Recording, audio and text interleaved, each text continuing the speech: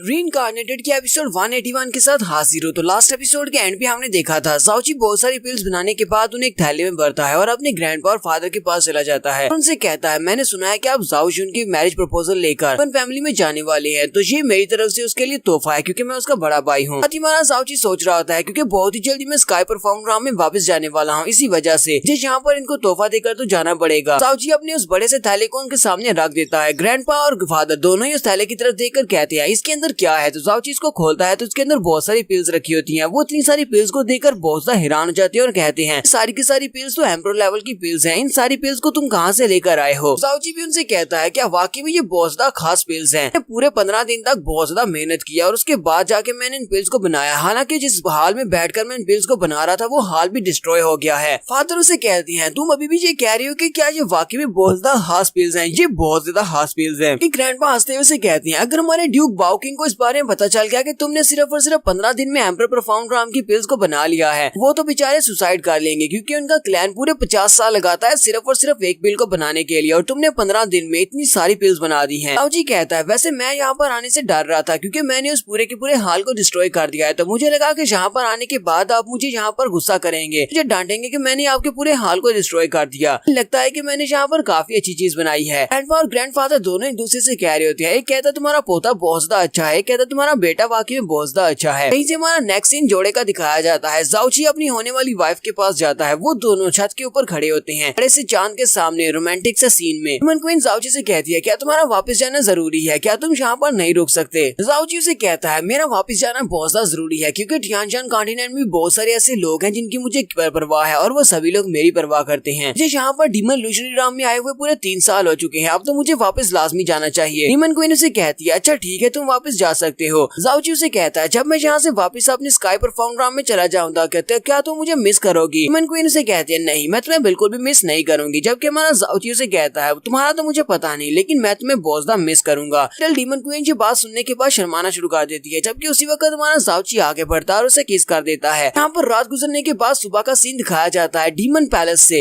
Demon queen लेकर जा रही है। डीमन क्वीन अपने घोड़े के ऊपर बैठकर बिल्कुल लड़के की तरह, जिस तरह लड़का अपनी दुल्हन को लेने के लिए जाता है, ये अपने दूल्हे को लेने के लिए यून फैमिली में जाती है। डीमन क्वीन की बारात जब यून फैमिली के बाहर पहुंचती है तो वो सभी लोग देखकर बहुत ज्यादा हैरान हो जाते हैं। डीमन क्वीन यहाँ पर मैरिज प्रपोजल लेकर आती है और उसके बाद जाओची और डीमन क्वीन दोनों की शादी हो जाती है। दोनों की शादी की वजह से पूरे के पूरे किंगडम को बहुत बड़ा झटका लगता है। कुछ लोग बहुत ज्यादा खुश होते हैं और कुछ लोग बिल्कुल भी खुश नहीं होते। लेकिन इन दोनों की शादी करने की वजह से अब यून फैमिली का स्टेटस पहले से बहुत ज्यादा बढ़ चुका है क्योंकि अब ये दोनों आपस में एक रिलेशन में बन चुके हैं। शादी होने के बाद इनके रूम के अंदर का सीन तो नहीं दिखाया जाता लेकिन बाहर का सीन दिखाया जाता है। इनके रूम के अंदर वो दोनों आपस में बात कर रहे होते हैं। जाओची अपनी वाइफ से कहता है, क्या तुम्हें भूख लगी है, क्या तुम्हें प्यास लगी है, अगर लगी है तो फिर बताओ, मैं तुम्हारे लिए कुछ लेकर आता हूँ, तुम्हारे लिए कुछ खाना लेकर आता हूँ। लेकिन उसकी वाइफ उसे कहती है, नहीं नहीं मुझे भूख प्यास नहीं लगी, तो बस यहाँ से भागने का बहाना ढूंढ रहे हो, चुपचाप यहीं पर बिस्तर पर पड़े रहो, अभी 10 बार और करना है। हमारा जाओची जल्दी से दरवाजा खोलता है और भागते हुए बाहर निकलता है और कहता है, प्लीज कोई तो मेरी मदद करो वरना ये मेरी वाइफ तो मुझे मार ही डालेगी। हमारा जाओची चिल्लाता हुआ भागता हुआ वहाँ से बाहर निकल आता है क्योंकि यहीं पर यून फैमिली के मेन हाल में जाओची के फादर और उसके साथ अंकल वाइटियान बैठे होते हैं। अंकल वाइटियान अपने पैट्रियार्च से कहते हैं, पैट्रियार्च इस बार के तो बहुत सारे गिफ्ट्स हैं, इस बार मुझे बहुत सारे गिफ्ट्स रिसीव हुए हैं। जाओची और डीमन क्वीन की शादी पर हमें बहुत सारा खजाना मिला है, यानी कि सभी लोगों ने हमें गिफ्ट्स भिजवाए हैं और बहुत ज्यादा पैसा इकट्ठा हुआ है। तो उसे कहते हैं, अच्छा ठीक है और बताओ कितना ज्यादा पैसा है।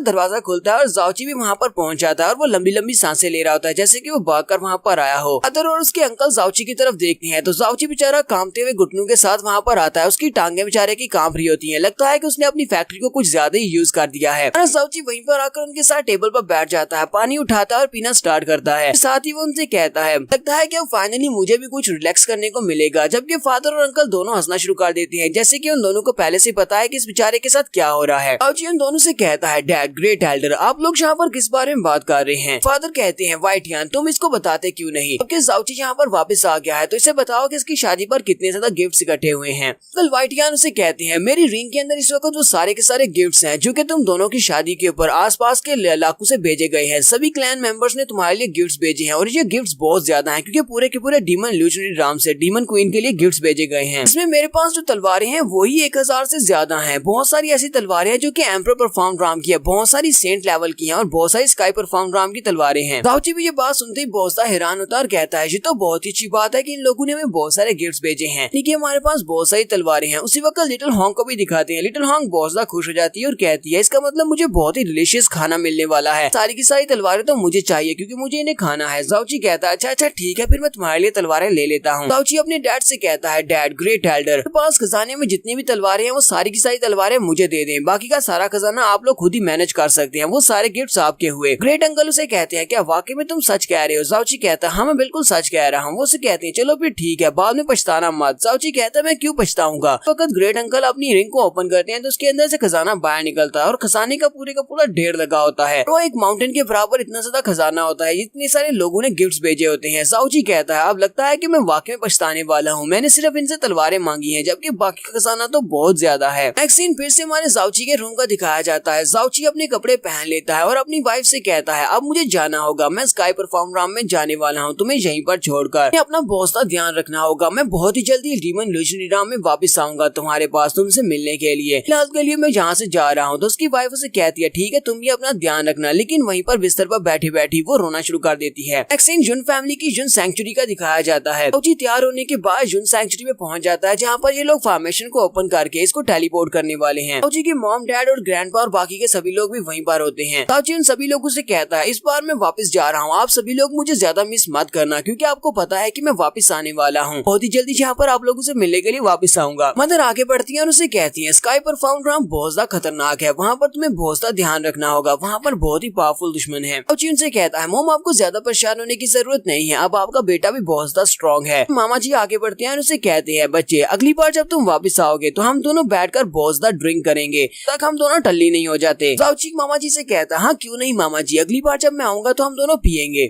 जाओची से कहते हैं बेटा एक बात को हमेशा याद रखना, जब भी तुम दूसरी दुनिया से थक जाओ तब इस बात को याद रखना कि यहाँ पर तुम्हारा घर है और अपने घर वापस चले आना जब भी तुम्हें स्कूल की तलाश हो। फादर भी उसे कहती है जब तक हमारी जुन फैमिली का आखिरी मेंबर जिंदा है हमारी पूरी की पूरी जुन फैमिली तुम्हें फॉलो करेगी, तुम हमेशा घर वापस आना। जाओची उन सभी की बातें सुनने के बाद रोना शुरू कर देता और साथ ही बहुत ज्यादा खुश भी होता है और कहता है ठीक है मुझे आप सभी की बात की समझ आ गई। इसी वक्त उसका छोटा भाई और साथ में उसकी होने वाली वाइफ यानी कि उसकी मंगेतर दोनों भागते हुए वहाँ पर आते हैं। उसे कहते हैं जरा रुको, अगर तुम दूसरी दुनिया में जाने वाले हो तो हम दोनों भी तुम्हारे साथ जाएंगे। और किकी ने फैसला किया है कि हम दोनों तुम्हारे साथ वहाँ पर जाएंगे। जाओची उनकी बात सुनने के बाद काफी हैरान होता है। जाओची उनसे कहता है मैं वैसे वहाँ पर जाकर अपने फादर के होम टाउन को देखना चाहता हूँ, मुझे पता है कि मेरे फादर मर चुके हैं लेकिन मैं उनकी फैमिली को तो देख ही सकता हूँ। किकी उसे कहती है मुझे तो बस दूसरी दुनिया को जाकर देखना है, इसलिए मैं भी तुम लोगों के साथ जाऊंगी। फर्स्ट ब्रदर भी वहीं पर आ जाता है और कहता है मैं किकी को वहाँ पर अकेले नहीं भेज सकता, फादर इसको लेकर बहुत ज्यादा परेशान है, इसी वजह से मैं भी तुम्हारे साथ ही वहाँ पर जाऊंगा ताकि मैं अपनी बहन की और तुम लोगों की रक्षा कर सकूं। जाओची कहता है फर्स्ट प्रिंस इस वक्त एम्परर परफॉर्म राम के 8th लेवल पर हैं जो कि काफी ज्यादा स्ट्रॉन्ग है, ये हमारे अच्छे गार्डियन बन सकते हैं, इसलिए ठीक है ये भी हमारे साथ ही चलेंगे। फर्स्ट ब्रदर उसे कहते हैं ब्रदर जुन तुम्हारा बहुत बहुत शुक्रिया, हम दोनों बहुत ही अच्छे भाई बन सकते हैं, हम दोनों रास्ते में आपस में फाइट करके अपने एक्सपीरियंसेस को भी शेयर कर सकते हैं। जाओची कहता है काफी ज्यादा देर हो चुकी है, चलो जल्दी से हम लोग यहाँ से निकलते हैं और दूसरी दुनिया में चलते हैं। माना जाओची वहीं पर चुटकी बजाता है, जैसे वहाँ पर चुटकी बजाता है तो आसमान पर बिजलियां चमकती है और उसके साथ ही उसकी बड़ी सी शिप वहाँ पर अपीयर होती है। जाओची अपनी प्रीमोर्डियल प्रोफाउंड आर्क को वहाँ पर अपीयर करता है क्योंकि उसने हांग को बहुत सारी तलवारें खाने को दी हैं जिसकी वजह से उसकी एनर्जी रिचार्ज हो चुकी है, अब ये अपनी बड़ी सी प्रोफाउंड आर्क को चला सकता है। सभी लोग देखकर बहुत ज्यादा हैरान हो जाते हैं और कहते हैं हमारा बेटा तो बहुत ज्यादा अमेजिंग है, इसने इतनी बड़ी प्रोफाउंड आर्क को अपने पास छुपा कर रखा हुआ है, पता नहीं इसके पास और कौन कौन से सीक्रेट्स हैं। जाओची उन सभी लोगों से कहता है जल्दी से रेडी हो जाओ, अपनी स्पिरिट को स्टेबल करो, हम लोग ऊपर जाने वाले हैं इस बड़ी सी शिप में। वो उसे कहते हैं ठीक है और फिर वो सभी लोग ऊपर जाना स्टार्ट करते हैं। बड़ी सी परफाउंड शिप के अंदर से लाइट निकलती है जो इनको अपने अंदर खींच कर ले जाती है। बड़ी सी परफाउंड शिप आगे की तरफ चलना स्टार्ट करती है, ये टाइम एंड स्पेस में ट्रेवल करते हुए परफाउंड कॉन्टिनेंट की तरफ निकल पड़ती है, जबकि डीमन क्वीन छत पर खड़ी है, सब कुछ देख रही होती है और कहती है ये क्वीन हमेशा तुम्हें याद रखेगी और तुम्हारा इंतजार करेगी कब तुम वापस आओगे मेरे प्यारे हस्बैंड। इसी हमारा नेक्स्ट सीन स्काई परफाउंड कॉन्टिनेंट का दिखाया जाता है। स्काई परफाउंड कॉन्टिनेंट में लास्ट टाइम आपको याद होगा कि फिनिक्स एम्पायर वालों ने इनके ऊपर अटैक किया था और ये अटैक अभी तक जारी होता है, उनकी फाइट अभी तक चल रही होती है। हालांकि उन लोगों ने इंपीरियल सिटी को बुरी तरह से बर्बाद कर दिया हुआ है, ब्लूविंड सिटी के बहुत सारे हिस्सों को उन्होंने डिस्ट्रॉय किया और बहुत सारे क्लैंस के ऊपर अटैक करने के बाद बहुत सारे लोगों को मार दिया है। यहीं पर एक क्लैन जिसका नाम यीशुई टाउन होता है उसको दिखाया जाता है। जाओची की शिप उस बड़े से टाउन के ऊपर अपीयर होती है, जैसे वो लोग वहाँ पर निकलते हैं तो नीचे तो आग लगी होती है, पूरे का पूरा टाउन बर्बाद हो चुका है, सभी लोग मर चुके हैं। जाओची बहुत ज्यादा खुश होता है और कहता है फाइनली मैं अपने स्काई परफाउंड कॉन्टिनेंट में वापस आ गया, ये मेरा घर है, तो मैं तुम्हें दिखाता हूँ कि मेरा घर कितना खूबसूरत है। लेकिन जैसे वो सामने देखते हैं फर्स्ट ब्रदर उसे कहता है क्या ये वाकई में तुम्हारा टियानजन कॉन्टिनेंट है? लेकिन यहाँ पर हुआ क्या, यहाँ पर तो बुरी तरह से तबाही मची हुई है। जाओची भी ये देखकर बहुत ज्यादा हैरान हो जाता है क्योंकि पूरे का पूरा टाउन ही वहाँ पर जल रहा होता है और सभी लोगों की वहाँ पर लाशें पड़ी होती हैं। जाओची कहता है ऐसा कैसे हो सकता है, इस सबको हुआ क्या है। वहीं पर हमारे जाओची को एक बड़ा सा फायर बर्ड भी दिखाई देता है जो कि डिवाइन फिनिक्स होता है। जाओची कहता है ये तो डिवाइन फिनिक्स एम्पायर वालों का फिनिक्स है, लेकिन ये यहाँ पर क्या कर रहा है। लगता है कि जब मैं यहाँ पर नहीं था डिवाइन फिनिक्स एम्पायर वालों ने ब्लू विंड सिटी के ऊपर अटैक किया होगा, तो पूरे के पूरे किंगडम को ही बर्बाद कर दिया है। वो अपनी शिप से कहता है बड़ी स्पीड के साथ मुझे मेन पैलेस की तरफ लेकर चलो, मुझे जाकर अपनी वाइफ को देखना होगा कि वो किस हाल में है। यहाँ पर हम लोग अपनी एपिसोड 181 का एंड करेंगे। एपिसोड की एक्सप्लेनेशन अच्छी लगी हो तो कमेंट करके जरूर बताइएगा। चैनल को सब्सक्राइब कर दे, वीडियो को लाइक और शेयर कर दे। शुक्रिया।